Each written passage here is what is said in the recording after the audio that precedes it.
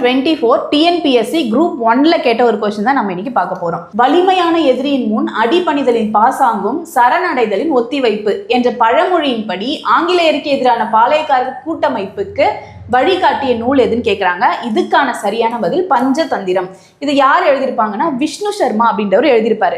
சரி, இதுக்கு மீனிங் என்ன அப்படின்னா, உங்களோட எதிரியோட வலிமையை முதல்ல தெரிஞ்சுக்கிட்டு அவங்க கிட்ட என்ன பண்ணணும், டைரக்டா சரண்டர் ஆகக்கூடிய அந்த டைமை வந்து நீங்க என்ன பண்ணணும்னா கொஞ்சம் டிலே பண்ணணும்.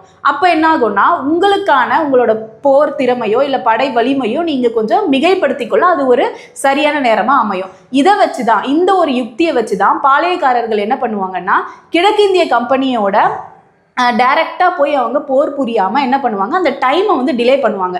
டிலே பண்ணி அவங்க என்ன பண்ணுவாங்க, அவங்களோட படை திறமையையும் அவங்க வலிமைப்படுத்திக்கிட்டு அப்புறமா போய் அவங்க என்ன பண்ணுவாங்கன்னா கிழக்கிந்திய கம்பெனி கூட போர் புரிவாங்க.